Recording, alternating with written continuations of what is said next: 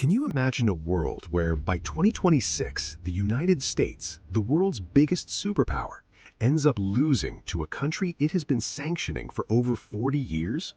Sounds unbelievable, right? But this isn't my claim. It comes from Professor Sane, a game theory expert whose two predictions about Donald Trump have already come true. And now, all eyes are on his third prediction, a war that could change everything. Now, this isn't just another random conspiracy theory floating around the internet. It's a serious, deeply thought out prediction that, if it turns out to be true, could shake the global system to its core. In fact, if things go the way he suggests, within the next 6 months, the money sitting in your bank account could lose its value, almost like paper, and the entire global order could shift permanently.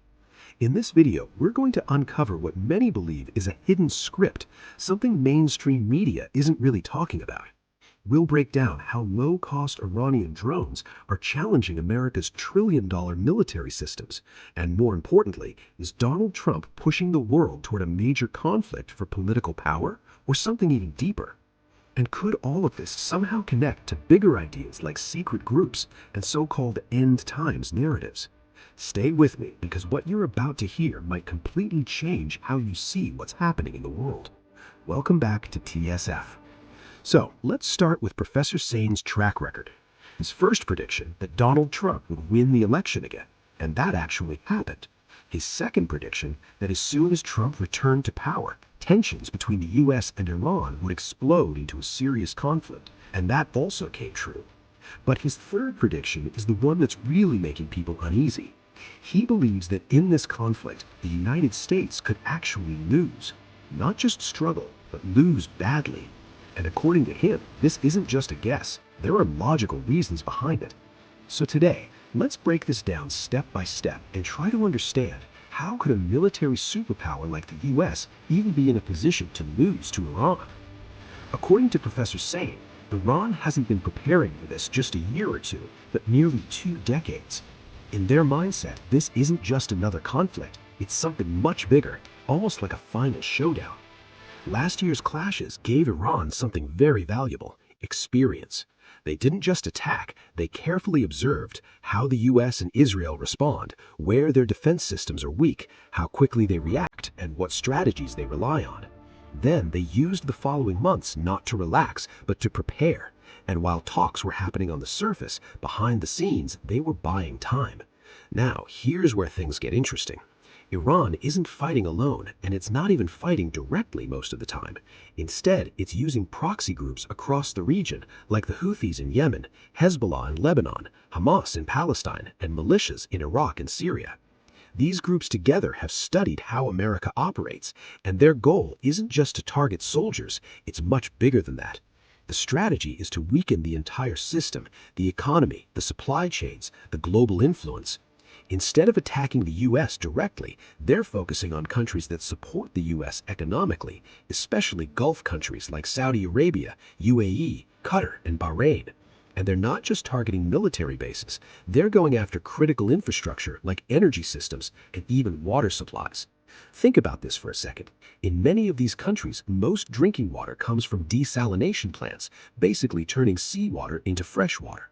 Now imagine if just one cheap drone hits one major plant in a big city like Riyadh. Within 2 weeks, millions of people could run out of drinking water. That's not just damage, that's chaos.